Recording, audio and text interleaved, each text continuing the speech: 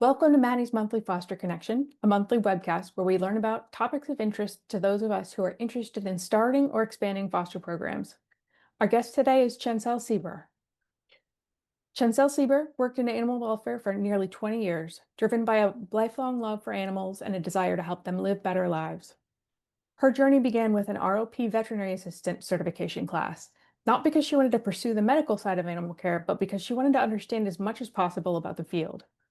As she explored different paths, she found herself drawn to animal behavior. Chancel started as a volunteer and then became an external trainer, and eventually stepped into the role of main trainer at the Behavior Center at San Diego Humane Society. After leaving SDHS, Chancel continued with private training and supported various shelters and rescues throughout San Diego. For the past 7 years, Chancel's been with PAWS, and for the last 2 years, she has served as animal care and behavior manager. During that time, Chancel adopted a dog from PAWS, an incredibly humbling experience that brought new perspective. Totally can relate. Even with years of experience and knowledge, Chancel faced challenges. It helped her to truly understand what many adopters go through and deepened her empathy for both ends of the leash. Now, Chancel is passionate about helping people better understand what it's like for a dog who is navigating a life change. Her goal is to bridge that gap, offering guidance, compassion, and insight to create lasting, successful bonds between people and their animals. Welcome, Chancel. Hello. Thank you so much for that introduction. So yes, I picked this topic. I had some options, and this one kind of hit home for me because I adopted a dog 2 years ago from PAWS, and I was not expecting to go through all the challenges that I did. And it was a humbling experience that did give me some insight into problems that, people have. I think that sometimes, as people who work in shelters and have behavior backgrounds, people think like we're going to handle everything perfectly, and that's just not the reality. We're going to make the same mistakes. We're going to learn things the same way that, a new pet owner might. So I'll quickly touch on my dog. His name is Lumi. He came in as a stray. We assumed that he was a Mexico dump. We are very close to the border. We get a lot of dogs dumped from Mexico, and we have some ways to kind of identify that. Again, it's just a guess, but so 2 years old, he came in intact. He, when he first came in, I just fell in love with how he looked. He was super cute. Um, and I actually did his assessment. I had him meet three very different dogs at our shelter. He was very social with them. And at the time, I had a senior border collie at home who was really fantastic with dogs. So I brought Lumi home. Um, in that first week, he was neutered. He also had some foxtails in his feet, and he had a broken tooth that was repaired. I noticed that he was really exercise intolerant, really not food motivated for any type of high value food. And I decided to run blood work. He came in with Ehrlichia and anaplasma, and our vet was so concerned with his white blood count that he thought maybe it was cancer. And so I took him to my vet. My vet said that was very normal for inflammation left from those tick-borne diseases. It took 3 months for his blood work to come down to a normal level. And that's why he was appeared shut down, wasn't eating, and had that exercise intolerance. So, I think that is something, I don't know if every shelter has that, but we see a lot of dogs come in with Ehrlichia and anaplasma. And, sometimes those dogs are pretty they appear just like super, super calm. And it's like after they've been there for a long time, they seem, very aroused. But I think we're not getting the full picture when they are not feeling well from that. And I had no idea that it had such long lasting effects. Um, when I brought him home, he also was doing some howling in the morning. I actually didn't know until my neighbor came over and said, "Your dog sounds like a rooster at 5:30 in the morning." That went away pretty quickly, but about 5 days after I adopted him, my border collie did pass away. And when he was not here, he started to howl again. Now, this was, I don't think, more than a 2 week period. And, I did licky mats and chews and stuff like that. But I think sometimes people might jump to like, is this separation anxiety? When I think it was just really about adjusting. Um, as he started to feel better, he started to get reactive, primarily to dogs, but sometimes people. So, that was not something that I was really prepared for after doing those dog intros. But, it was, and I had my other dogs I had had for about 13 and 15 years. So I hadn't really done like a lot of big training with them as seniors. So I think that that was not necessarily something that I was ready for. And, the other thing that I wasn't ready for, and I think this is important because, I handle incoming animals, and there is sometimes judgment when people need to relinquish animals. And I had lost one of my dogs 4 months prior. So I lost both of my dogs in 4 months. And I was still grieving one when I lost the other. And that was very, very hard to navigate, especially like the feeling of excitement that you should have when you adopt a new dog.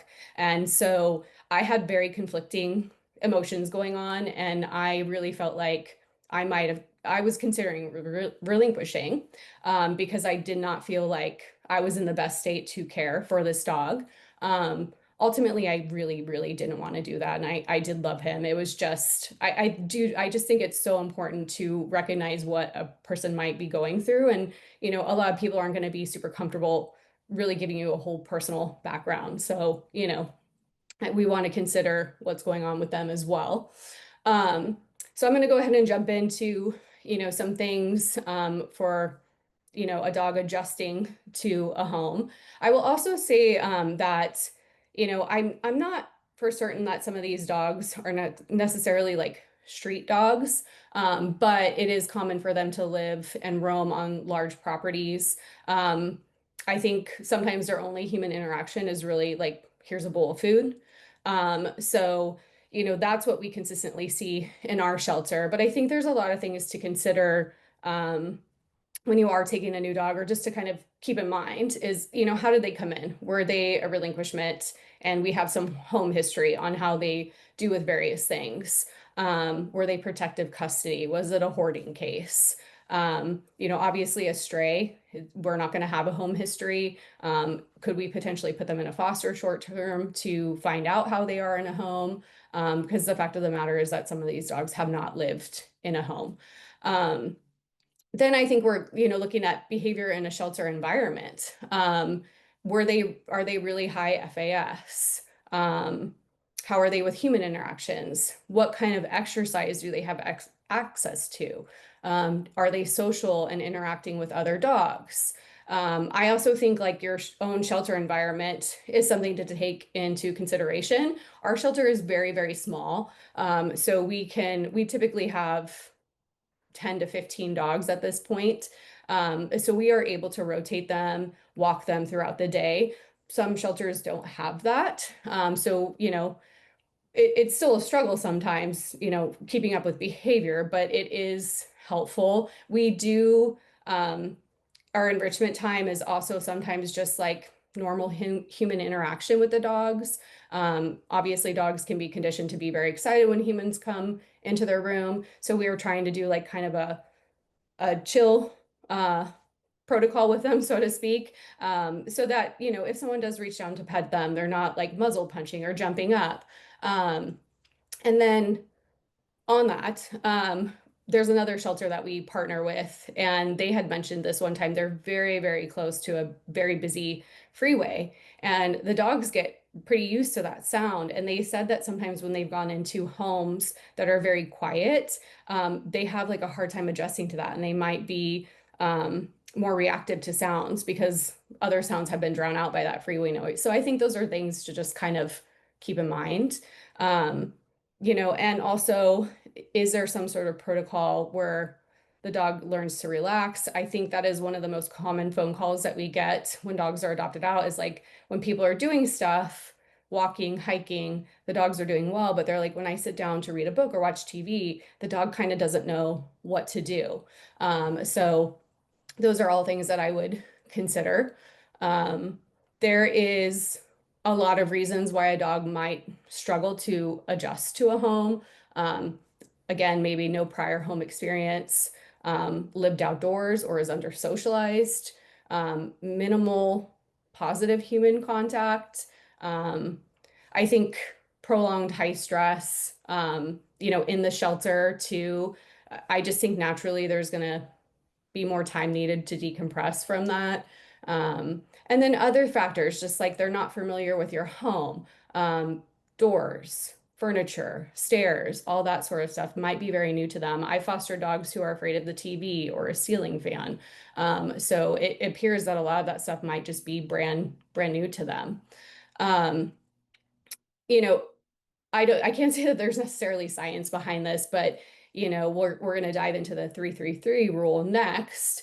But I do think, you know, if a dog has a longer length of stay in a shelter, I think that it will be. Now, there are some dogs that are going to go home and just be super calm out of the shelter environment, but I do think it's possible that there is going to be some struggles with them because, we have dogs who have been with us for 1 year, 2 years, and it's like some of them have grown up in that environment. So, adjusting to a completely different environment can be difficult. And I think, all of this is about setting really realistic expectations, and that acknowledging that things might pop up and not go to plan. Um, I have never been a fan of the 333 rule.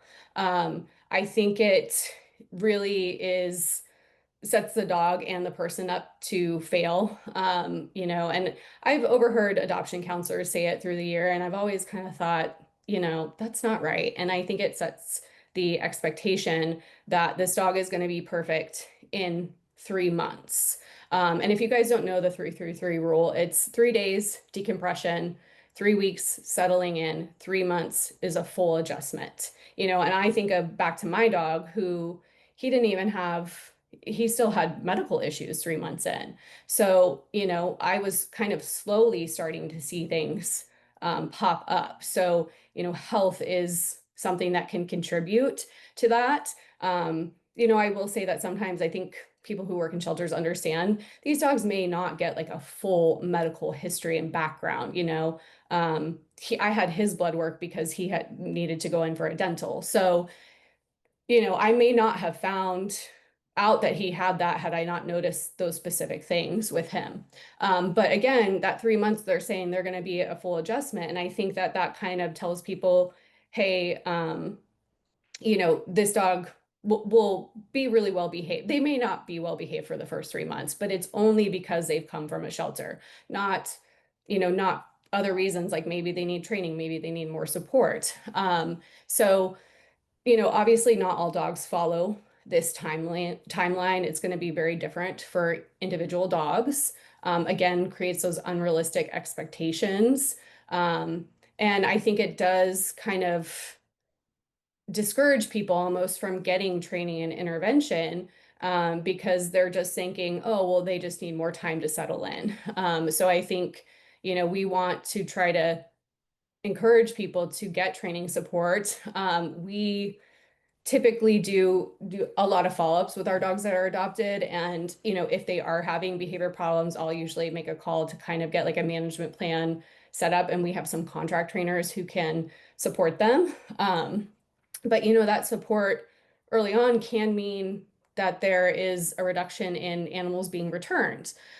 So, I think actually today I want to say that we did have a dog that was returned. He was adopted on Monday afternoon, and this morning he texted and said, "Hey, he's having potty accidents. He won't eat out of a specific bowl. I'd like to bring him back." And I reached out and said, "Hey, like this is pretty normal for the adjustment period." And I think that stuff would have been really easy to manage and try to work with, but unfortunately, they chose not to. So, it's just a really common problem.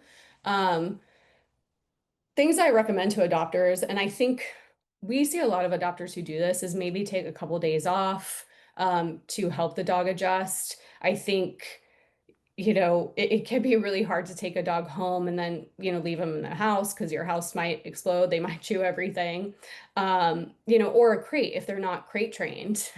So, having some time where you can maybe take out the trash, see if they're okay, maybe go to the grocery store, introduce them to, things in the house, make sure they know where to go out to go to the bathroom. I think another common thing that's really that a lot of adopters do is they have this new dog, they're really excited, they want to take them everywhere with them, meet family, meet friends, sometimes dog parks right away. And so I think it's really important to maintain a calm environment, avoid overwhelming outings or gatherings. Definitely avoid immediate dog parks or off-leash areas for, you know, you really don't have a relationship with that dog and you have no idea if it's going to come back to you. So those are some of the more obvious things that come to my mind for that. But also to start bonding with the dog, you just offering treats, just maybe doing very light training sessions with them, playing with toys with them, hanging out with them on the couch, whatever that may be. But, start building that relationship. Uh, Limiting access to the whole house can also prevent, chewing, potty accidents. I know I have a pretty small apartment, but I actually have two baby gates because I do foster a lot. So, I want to be able to manage the dog that I'm fostering. But I also want to make this very clear that it's also so important to think of your resident dog, the dog that's already been there, because if they haven't lived with a dog before, or even if they have, this is a brand new dog and it can be really stressful for them as well to bring a dog into their environment. It's a very big, change. And I think it's so important to give them both breaks, give them both individual time. And, I'm going to jump more into multi-dog stuff. But I think prolonged time, if you have two dogs who really like each other, but they're playing really rough, that can turn into very high arousal play, sometimes altercations. I feel like they should kind of date at first. I feel like they should have small doses of each other. No one wants to move in with someone right away. So, having them have those positive interactions, I think that's just as important for the dog in the home and the new dog as it is like for the person and the dog. But just the basics is really like accidents, chewing stuff. Even if an adult dog or any dog is potty trained, they may still have accents in the house. There's a lot of things that can add to stress that can add to those potty accidents. It's usually stuff like stress, excitement, a different bathroom schedule. So I actually kind of encourage people to treat these adult dogs kind of like they're like puppies, take them out the same way, take them out a little bit more often than you normally would. I mean, you can certainly give treats, but you're kind of starting over from new because this dog doesn't know your house at all. Back to the multi-dog. I would recommend no unsupervised time together. So, even when I brought Lumi home and he got along with my dog, if I was leaving, I would have one baby gated in an area and have them separate and I would pick up all toys and shoes. I didn't want there to be any room for them to possibly ruin that relationship. The confining and the rotating for breaks, feed dogs separately. I think that, it's really important to let the dogs kind of work on their relationship without resources around and anything that could potentially cause that issue. And then, yeah, I think, whether it's baby gates, crates, however you can to give those breaks. Sorry.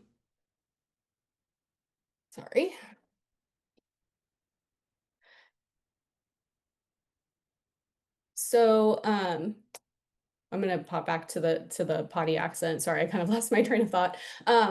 But accidents are common in transitions, maybe some, like I mentioned, some of that whining stuff. And I truly don't think that we're going to really have the full picture of the dog.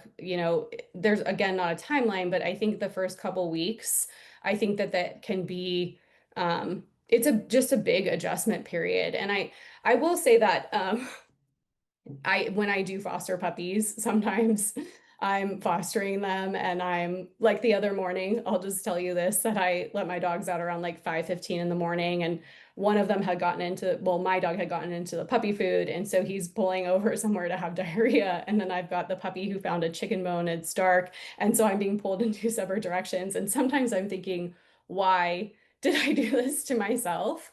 My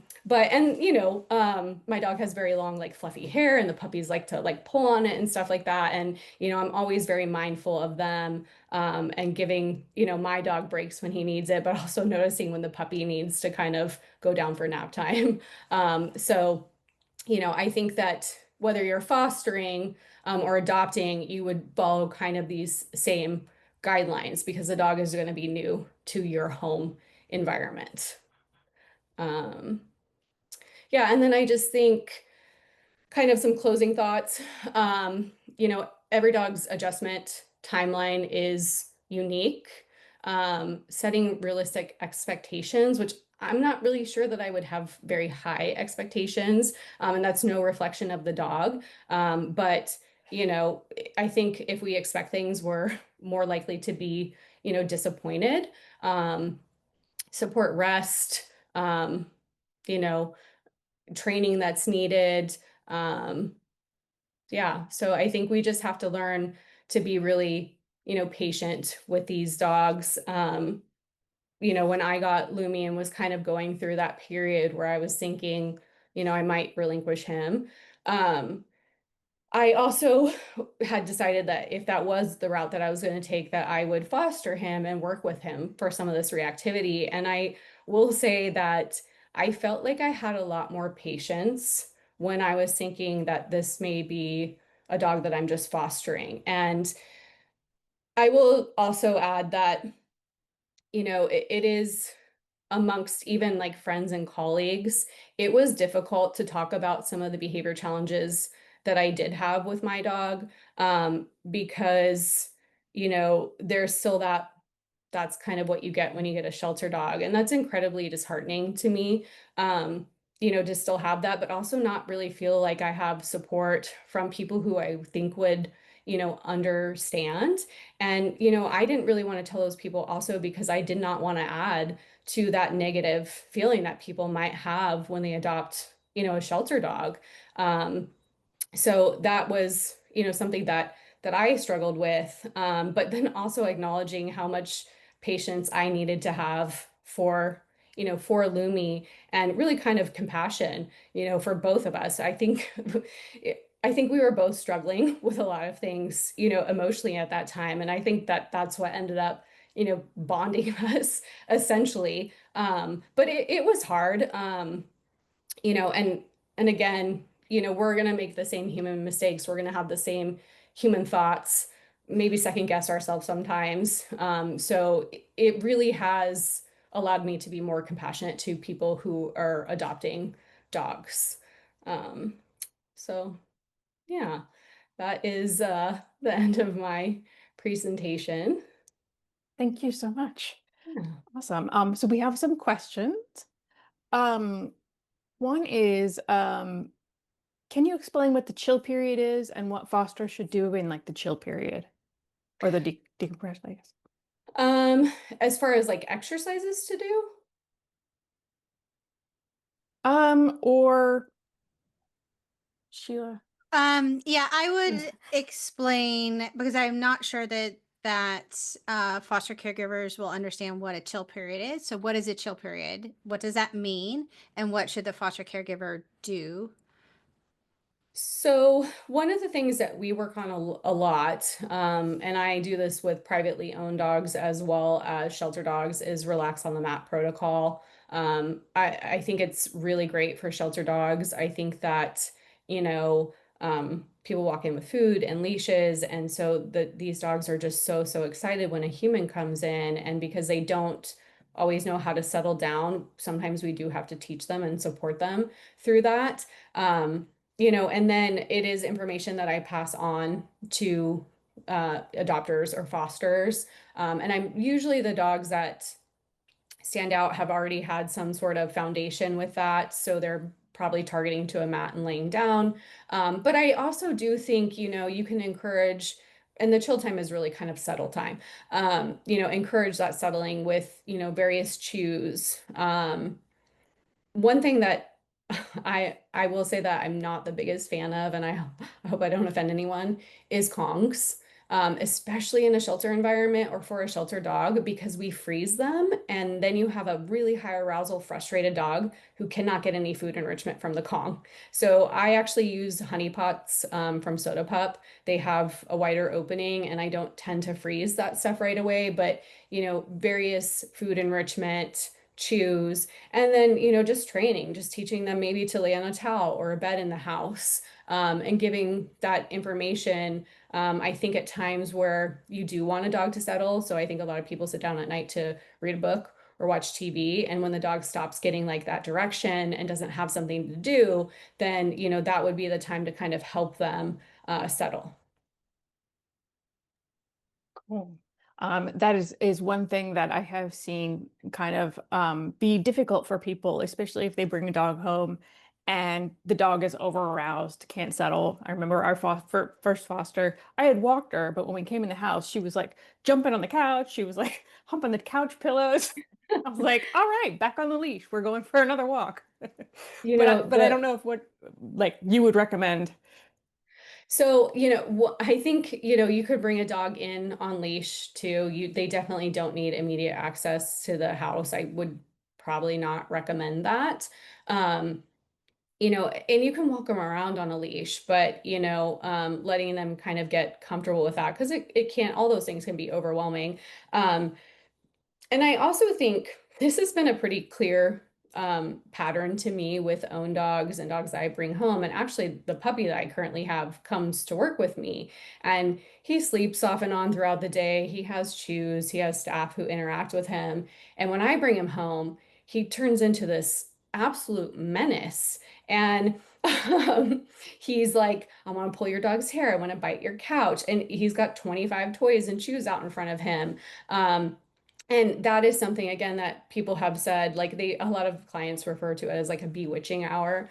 And I think those are times where, it seems like it's kind of gotten into the dog's routine. And that would be a time that I would choose to try to replace that behavior with a more settled behavior, maybe a really short, sniffari walk, something to chew on, something to lick, something that's going to naturally kind of help settle them down. So, I think that you can kind of Chancel, replace, yeah. sorry to interrupt, but a lot of people here are not behavior people. What Oh, is a sniffari walk? oh, sorry. So a walk that you don't really have any like, you're not trying to walk fast. You're letting them smell bushes and grass, and you could even do like treat scatters in a grass and like have them sniff for it. So it's just you don't have really any expectations of them when they're walking. They just kind of get to sniff, which helps them decompress. Awesome. Carol asks, typically, how long do you follow up on the dogs after they're adopted? And what does that look like also? That's a good question. So I don't do that myself. Our adoption and foster coordinators do that, and they're really great about checking in like the next morning. And then they ask for, pictures, videos, information, because a lot of times we do try to do like a little follow-up success story about adoptions. There are certainly times where like, it's been 2 months and we find out that the dog's been having significant behavior problems, and we never knew about it, and all of a sudden they want to bring the dog back. So that does happen. But, with behavior dogs that have been with us a long term or have, bigger behavior problems, then myself or someone from the behavior team would be reaching out more frequently, probably within the first week, and then just doing check-ins from there. Cool. Um, First, I'm going to tell you a little story about my first foster who did hump the couch pillows, but that was because what I did was take her immediately from the shelter to Petco. Completely overwhelming. Luckily, she was very, very cool about me putting her in a cart, so she couldn't steal anything. But I think about that a lot, and I'm like, people, it's not, it was just not, it didn't occur to me at the time that they they need to decompress. They like a more stimulation is probably not um for the best in a lot of situations. But what is your guidance if you're bringing a pet home and you have like other friends and family that don't live in the house for introducing them or not introducing them or how that would work? Like, so just people stopping by and visiting. Okay. Hmm. Um, you know, I have to be honest, I don't know that unless the dog had like specific issues meeting people that I would do um big setups, but I do think that like something where maybe you prep treats outside the door so that when they come in, maybe they can toss treats, give treats. I think it's so dependent on the specific dog for that because there are some dogs that you're in that will be adopted from the shelter that you could take to PetSmart and then just bring home and they would be completely fine, you know. Um, but I know I've learned a lot about my dog who does have some stranger reactivity and you know he did have a hard time with people coming in the house and I did use a baby gate and I usually set him up with something like you know, some food enrichment and I had people giving treats. But he actually does really good if I leash him up and take him outside to meet people. So that may not certainly be something that you learn about the dog until you've had them for a little while. But you know, you can also do have adopters do or fosters do some prep before they do bring the dog home, you know, maybe have that baby gated area, a crate, that have that area already set up you know, and put them in there. And as they seem comfortable, you know, maybe let them come out with a guest. And again, I think like you could use icebreakers like play or food for them to meet new people. Thank you. Um, oh, Carol says, I learned about Safari recently on another Maddie's Fun call. The gal said that she squeezes applesauce and other baby food in squeeze tubes on trees along the Safari path. Oh, that's cool. That is cool. Yeah, it does sound like it's fun for dogs. That'd be great. I totally wish I will try that. One thing that I do use with reactive dogs is that treat scatter and grass because I feel like you've got this snuffle mat essentially where they're kind of Yeah. down and they're searching for the food, you know, and that's kind of my if I go around the corner and I'm like, oh no, there's a dog really quick. Can I find an area to toss those into? So, but that is really cool, for sure. Mhm. Absolutely. Um, Other questions? I had one about consent petting. Just we're talking more about regular dogs, but what do you think about it? So I am very big about consent petting. I don't think that I think there's still some kind of like how all these older ways to greet dogs. And I never really like approach a dog so much that I'm in their space. I don't reach out a hand to them. You know, I'll turn to the side, pat my legs, and then I usually kneel down and see if the dog comes to me. Um, I noticed with Lumi specifically, he really, really has a hard time when people kind of come up to him really quickly. And then naturally, some people might lean over to pet. And, you know, I think it's very, very abrupt for him. So that is how he meets people is I say, can you just like kneel down and see if he's willing to come to you? And, you know, I think that that is, again, some of the older ways of thinking was like, my dog has to be able to do this. My dog has to be able to do you know, let people pet him or do whatever. And I mean, that's not true. But I think it is very important to ask for consent. And, you know, that can even tie into when you do have guests over, you know, maybe they don't come and reach over. Maybe they're kind of hanging out. You know, I think if you're trying to anticipate any excited greetings or anything like that, it's not a bad idea to just have people come in and have it be very non-eventful. And wait a few minutes, just kind of go about your business, and then let the dog come out and let it choose if it wants to go up to people. I think that, on that note, our shelter has a lot of females. So sometimes, like, a dog goes to a foster or they're adopted, and someone says, hey, my dog's more afraid of like my husband or my boyfriend. So those are sometimes things. I mean, we're not going to know every single thing that could, affect a dog's behavior in the home. But yes, I think that I'm a huge fan of consent petting. Totally, I'm the same way. I always think about it like if you were meeting somebody and their 2-year-old human child, like would you just reach out and touch the kid? Like the kid was just screaming. Yeah. Yeah. Um, I think that is a very good, uh, you know, all right, 2 questions. This one is, so I have a dog I've fostered almost 2 years. She's happy and cute, but doesn't like to be petted by anyone other than me and my feller. She sometimes will let others pet her and she's fine, and then snaps at her. What do you recommend to help her trust other people?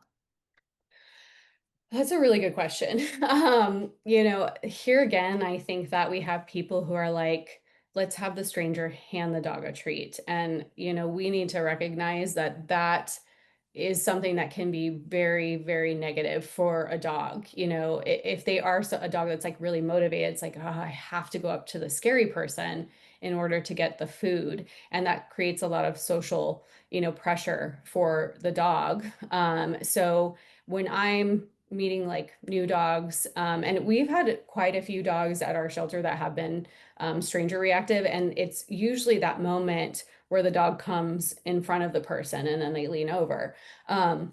So what we do is we toss food away. It's creating that positive association with here's a stranger, they're tossing food, but it's also got that extra relief that the dog can move away from the person. And then you can really tell, does this dog want to come back to the person, or do they take the food and move away? So you can kind of start to gauge that. So I would, again, really probably for that dog, I would try to make people coming going either non-eventful, or be doing like treat tosses from a distance. Alternatively, the foster could be feeding too while a person is there. But I've met a lot of dogs that, they're already anticipating a scary situation when guests come over. And we recently had a dog in foster that she's already, going crazy when the doorbell rings or the someone knocks at the door, and she's very stranger reactive. And that's her way of knowing there's a stranger coming in. Is it going to be scary for me? So we did set her up. Actually, they had a hallway that was pretty long, and we set her up behind a baby gate. And so people would come in and, they'd talk for a little bit, and then they would just start tossing treats at a distance. And luckily, after, 10, 15 minutes, she was settled enough to come out and interact with people. Awesome. Deanna says she will approach the people herself, but her mood will just change. Um,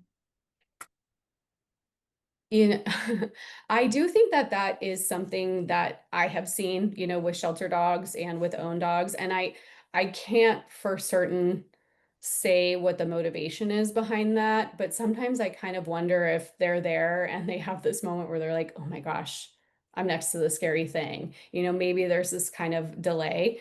So I think again, tossing food away would be helpful, and having it be very predictable for the dog. Making sure, because maybe that dog does have a history of, people reaching for it or doing something like that. So maybe they're just anticipating something that would not be a positive experience. So you really want to make sure that when guests come over, that the schedule is the same with every single person, because that predictability makes them feel a lot more confident. yeah. We actually had a dog who was just like this. She'd come up, she'd be like, "Hmm," and then you'd start petting her, and then she'd be like, no, done. But we fostered her first, and when we adopted her out, we did like a couple of different meetings with the person, and we started with a walk. And I was like, just, she is nervous. Um, we're just not going to be touching today. She might come up to you. That's awesome. You can give her treats. Anyway, Well, and you could do the same sort of setup where you do have the dog behind a baby gate, because I think um, that is another way that I think helps. It keeps a person safe if you do have a dog who's potentially gonna, bite or snap or whatever. But I also think that barrier makes the dog feel very safe. Like, this is my safe zone. No one's gonna come in here and touch me, and start tossing food from there. awesome. All right. I'm fostering a 1-year-old pup that I've only had for a few days. I left him alone for a few hours last night and he screamed the entire time and eliminated a few times. When I left the house, I didn't make a big deal about it and left a high-value bone for him. How do I proceed so that it doesn't turn into full-blown separation anxiety? I'm sorry, how long did you say they had the dog? Just a few days. Yeah, so I mean, I would definitely not be quick to jump to it being necessarily separation issues. It could certainly be the adjustment period. I do think that dogs tend to a lot of times bond very strongly with a person, and then it is a abrupt change when they are gone. And then, of course, maybe they don't have a history with being left alone, or there's other reasons. But I think I actually, one of my fosters, who was an adult dog, he was a dog that was like pretty calm too, and I think he was okay for like the first few days. But then one morning I left to go to the gym. I had him in the crate. He ripped up the crate tray. His mouth was bleeding. He was able to pull up some of my linoleum flooring, and I was like, oh no. So my first thing that I did was I took him out of the crate because I needed to understand, is this more of a crate issue or is this a left alone issue? And then when I left him the next time, I just did like a quick run to the grocery store, but you could go out and, go for like a 10 or 15-minute walk. I will say it is ideal if you have a way to record the dog, and you can do that if you have two people in the house that have, FaceTime. You could leave one phone inside or however you need to. But for him, once I removed the crate, he was more comfortable in the kitchen. When I tried to give him access to the whole house, it seemed like it actually stressed him out more.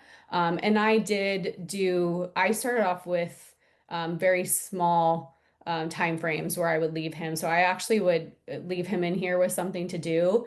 And then I would go outside and eat my dinner, drink a glass of wine. So I started with that. So I think it's important to do kind of small doses because, clearly if they're barking and howling and, stressed for 2 hours, that's not ideal.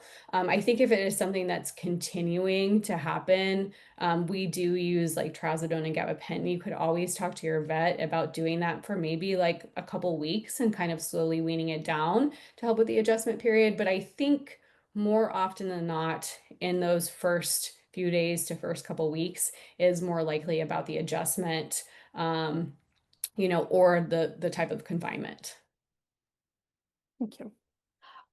Carol just had a comment. She says she's familiar with the dog that Deanna was talking about, the one that she's had for 2 years.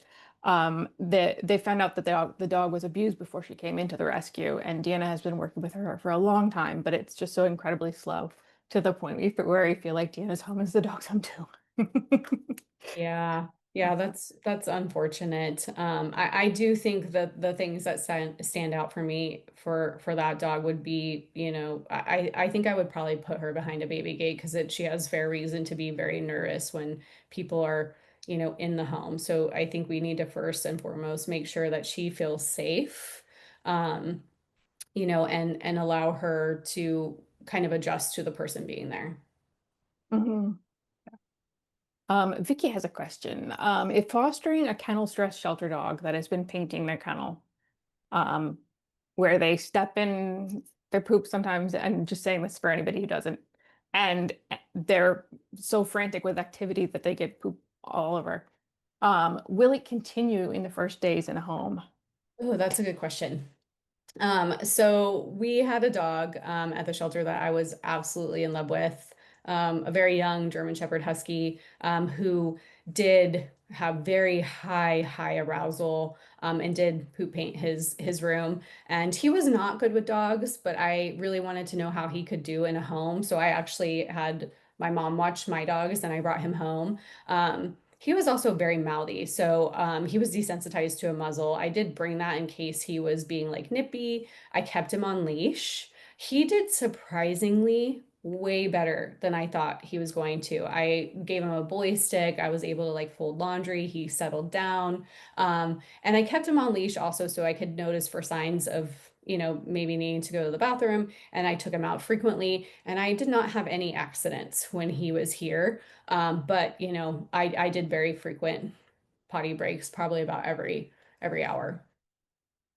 Yeah, that makes sense. I think a lot of that is, the accidents with separation anxiety, or, high stress. I think that, that it affects their ability to kind of control their bowels. Mhm. So Yeah, actually, to tell you the truth, one of my dogs, who is incredibly calm in the house, she has gotten if we take her to the vet, like 2 minutes after we get in a car, she loses her bowels, but she's circling.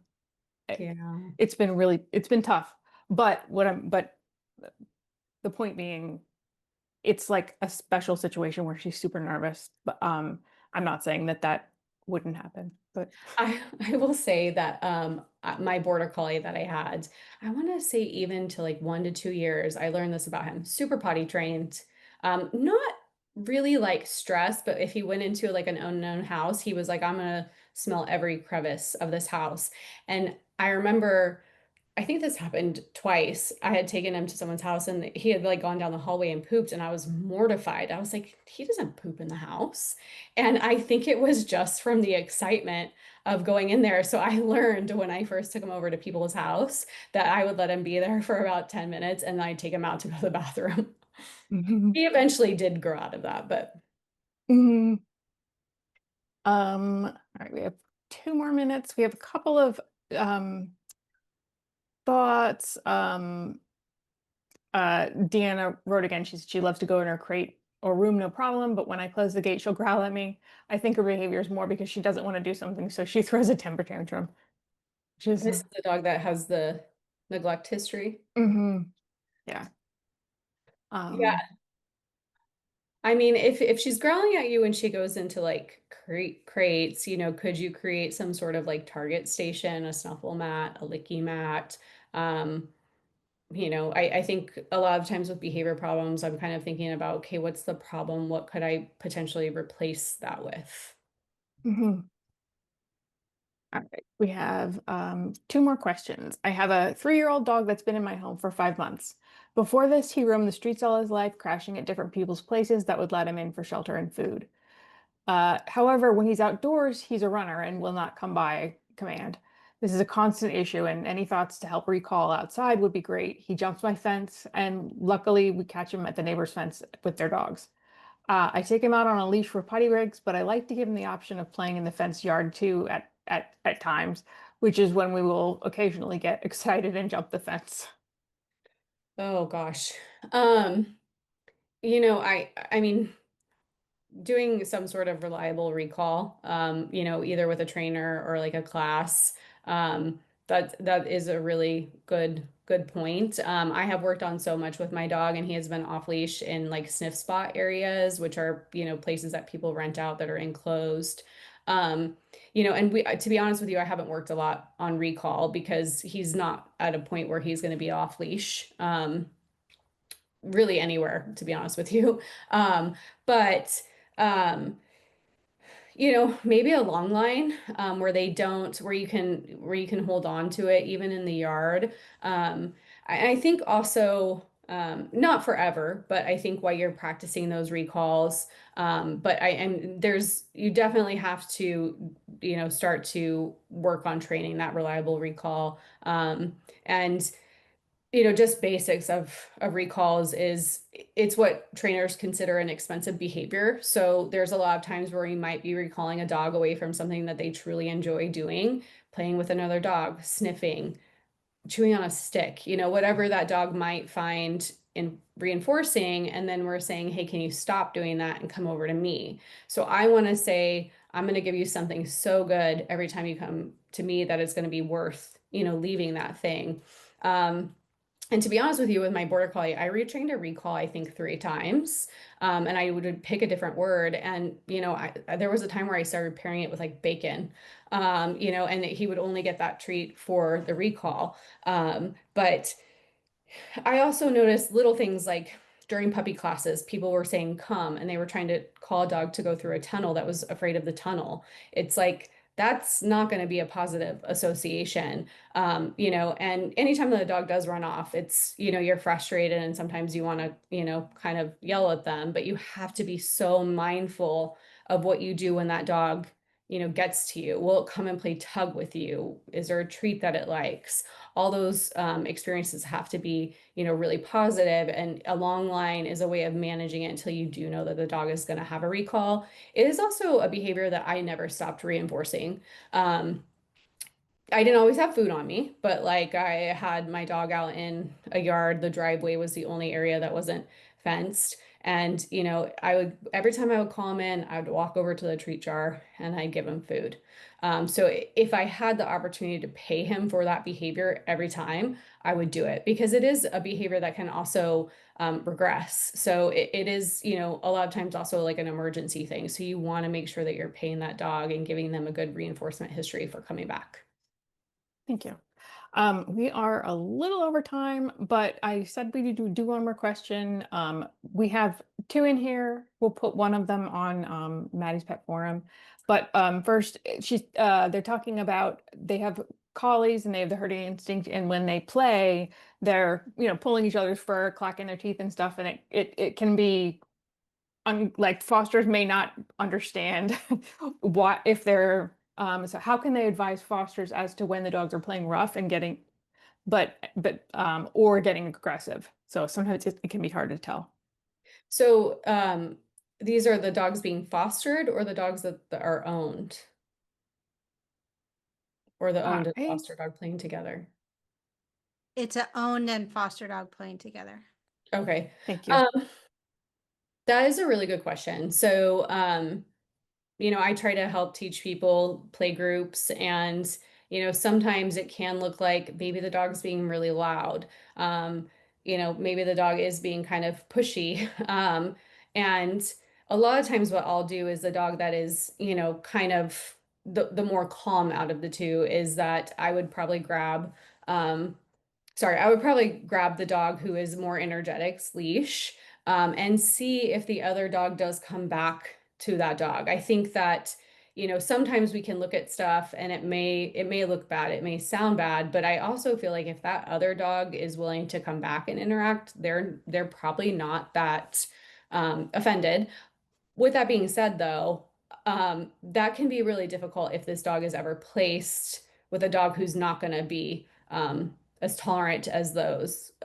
So we have dogs that do really well in play groups, but they are not dogs that I would say take to a dog park, because they will undoubtedly piss another dog off, to be frank. So I think that when we have like our adolescent high energy dogs playing together, we have treats on us and we do periodically like recall them away from each other, give them food. We try to integrate, some sort of like relaxed behavior where they're doing some interaction with the people and then they go back and play. I think this does help to kind of monitor the arousal. But it's ideal for dogs to kind of give each other the feedback about the play style, but humans do have to interact and possibly help guide them in those situations sometimes. Yes, it can be hard. We adopted a pit bull type dog in 2013, and oh my, for the first like month, I was just like, is he okay? Why is he making that growly noise? Yeah. Yeah. But anyway, so thank you so much, Chancel. This was great. Thank you to everybody watching this webcast. Any questions? We do have one question that we're not able to get to today, and I'll put it in the Maddie's monthly foster connection thread on Maddie's Pet Forum. If you have other questions, please put them there. Chancel will be available for the next few days on MPF to continue the discussion, and so please feel free to post more questions there. Thank you all so much, Thank and we you. will see you next time.